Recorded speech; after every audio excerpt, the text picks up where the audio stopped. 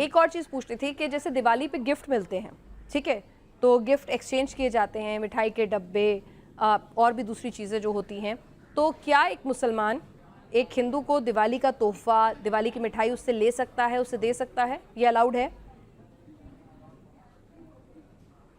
इसकी इजाज़त है? रस्मन दे सकता है, अकीदतन नहीं। मतलब थोड़ा समझाइए, मैं समझी नहीं, थोड़ा विस्तार से समझाइए। रस्मी एतबार से दे सकता है, अकीदत के एतबार से नहीं। यानी उसे मैं दिवाली का तोहफा ना समझूं तो मैं ले सकती हूँ, खाली तोहफा समझूं, दिवाली का तोहफा ना समझूं, सही समझी मैं?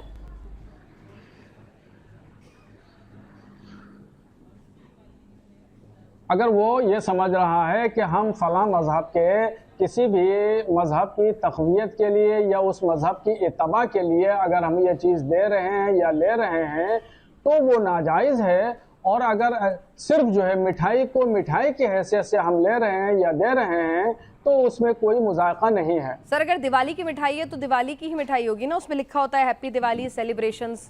तो अगर मैं वैसा डब्बा लेके एक मुसलमान के घर पहुंच जाऊंगी अपने दोस्त के, तो वो उसे अगर एक्सेप्ट कर लेगा तो वो गुनाह करेगा?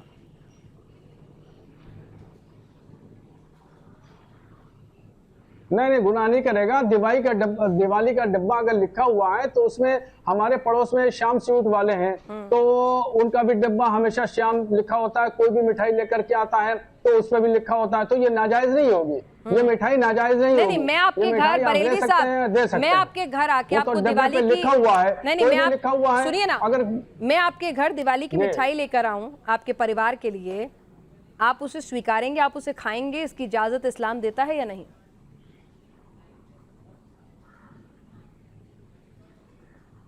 नहीं, हम खाएंगे, उसको खाएंगे। इसकी इजाजत है इस्लाम में?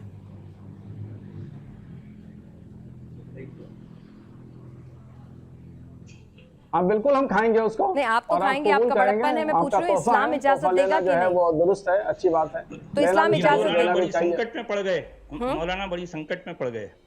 अरे मैं कह तो रहा हूँ आपको, बिल्कुल मसले शरई बता रहा हूँ आपको। मौलाना जवाब दें तो मुश्किल, जवाब ना दें तो मुश्किल, हर सूरत में मौलाना के लिए मुश्किल है। देखिए मौलाना, मैं उनकी बड़ी इज्जत करूंगा, वो जो है बड़े जो है एहतियात से काम ले रहे हैं।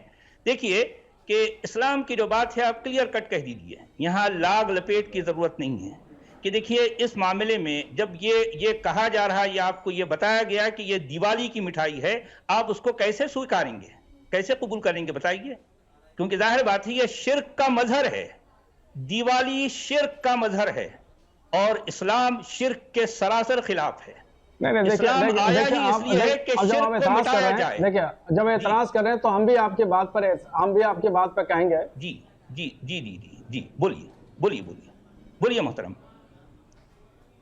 बोलिए, मैं सुन रहा हूं आपकी बात। देखिए आयतें जो आपने पेश की हैं, जो बात कर रहे हैं, तो मैंने तो मुकम्मल तरीके से, देखिए जो बात आप कह रहे हैं मैं भी इस बात को समझता हूं और मैं भी इस बात को मानता हूं और तस्लीम करता हूं, ठीक है जी। मगर ये मुझे ये बताइए कि अहद नबवी में किस तरीके से कबायली और नसरानी और यहूदियों के रस्म व रिवाज हुआ करते हैं, ज़रा सा ही बताइए।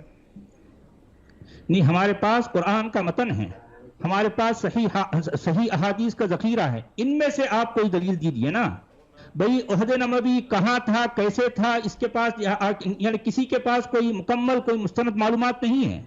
हमारे पास कुरान का मतन एक जो है ऑथेंटिक डॉक्यूमेंट की शक्ल में है। हमारे पास कुरान का जो है असल जो उसका अकीदा है वो कुरान से निकलेगा या जो ऑथेंटिक हदीसें हैं वहां से निकलेगा। मुझे ये बताइए कि कुरान की बुनियाद पर या हदीस के सही ज़कीरे की बुनियाद पर आप जो कुछ फरमा रहे हैं इसकी कहां पर इजाजत है? बल्कि तो हमें कुरान से ये बात मिलती है कि कुफ्र और शिर्क के खात्मे के लिए, उसका किला कमा करने के लिए जो है कुरान या इस्लाम आया है। और आप ये फरमा रहे हैं कि जो है उनकी जो त्यौहार हैं उनकी तायीद करें। आप दिवाली की मिठाई इसलिए कबूल करेंगे कि जो है वो शिर्क का मजहर है और वो दिवाली की मिठाई आप खाएंगे? नहीं, गलत बात, हमने तायीद की बात नहीं की है, हमने तायीद की बात नहीं, गलत नहीं, मेरे ऊपर मैंने तायीद नहीं की है, गलत बात, आप गलत कह रहे हैं, मैंने तायीद नहीं की है। मैंने तो आपकी तायीद की है, आपने जो आयतें पेश की मैंने उसकी तायीद की है। गलत बात मेरे पर इल्जाम मत लगाइए कि मैंने तायद किया है। नहीं, मैंने तायद खत्म नहीं किया। मैंने आपसे सवाल पूछा, आप जवाब नहीं दे पा रहे। तारीख का आपको इल्म नहीं है, तारीख की आपके पास में जानकारी नहीं है, आप मेरे ऊपर इल्जाम लगा रहे हैं। आप दोस्त बढ़ रहे हैं मेरे ऊपर घुमा फिरा करके। आप ये कहिए कि मुझे तारीख की जानकारी नहीं है, मुझे कबाइल का इल्म नहीं है, मुझे अरब के बुद्दुओं का इल्म नहीं है, अरब के देहाती लोगों का इल्म नहीं है, हिजाज में लोग कैसे लोग रहा करते थे, ताइफ में कैसे रहा करते थे, नजद में कैसे रहा करते थे, और मदीने में लोग कैसे गुजारा करते थे, वहां पे तारीख का मुझे इल्म नहीं है। आप ये नहीं कह रहे हैं और बिना वजह मेरे ऊपर इल्जाम लगा रहे हैं। आप मौलाना इल्जाम मत लगाइए, मैं आपकी इज्जत करता हूँ। मैं आप पर इल्जाम नहीं लगा रहा हूँ, ठीक है, मैं आप पर इल्जाम नहीं लगा रहा हूँ। आप सुन तो लीजिए, सुनिए ना। मैंने इनकार नहीं किया, आपके एक कलमे का भी मैंने इनकार नहीं किया। आपको तारीख का इल्म नहीं है, कबाइल किस तरीके से वहां कैसे जिंदगी गुजारते थे आपको जानकारी नहीं है, नसरानी वहां किस तरीके से बुर्दोबाश इख्तियार करते थे आपको इल्म नहीं है, ईसाई वहां किस तरीके से रहते थे आपको जानकारी नहीं है, कुरैश के कैसे कबीले हुआ करते और कहां किस तरीके से और किस पोजीशन में रहा करते थे, वहां क्या रस्म रिवाज था आपको इल्म नहीं है, बनु हिजाब का इल्म नहीं है, बनु उमैया का आपको इल्म नहीं है, जितने भी अरब का कबाइल है उनकी तारीख आपको मालूम नहीं है, अहद नबवी में क्या सूरत हाल हुआ करती थी, क्या पेश होती थी उसका इल्म नहीं है, खुलफाए राशिदीन के दौर में हजरत अबू बकर सिद्दीक रज़ियल्लाहु ताला अन्हु के दौर में किस तरीके से वसूल और ज़वाबित के साथ सल्तनत चलती थी आपको उसका इल्म नहीं है, हजरत फारूक आज़म रज़ियल्लाहु ताला अन्हु के जमाने का आपको कतन इल्म नहीं है, कतन जानकारी नहीं है, हजरत उस्मान गनी रज़ियल्लाहु ताला अन्हु के दौर में आपको कतन इल्म नहीं है। मौलाना साबुद्दीन रज़वी साहब, मौलाना साबुद्दीन रज़वी साहब, आप एक सेकंड ब्रेक तो लीजिए। अच्छा ठीक है, एक गिलास पानी पीजिए। अरे सुनिए तो सही, अरे रुकेंगे तो सही, उन्हें इल्म नहीं है। ठीक है, उन्हें कुछ इल्म नहीं है, उन्हें कोई जानकारी नहीं है। मौलाना साहब जो हमारे पर मरना चाहते हैं आपको खुलफाए राशिदीन का इल्म नहीं। मौलाना साहब ठीक है, मौलाना साहब सुन लिया। मौलाना साहब रुकिए, मौलाना साहब ब्रेक, मौलाना साहब ब्रेक, मौलाना साहब ब्रेक। आपको कोई इल्म नहीं है, आप खाली फर्जी बातें करने बैठ गए हैं, आपको फर्जी बातें करने बैठ गए। मौलाना साहब कान में आवाज आ रही है, करिए।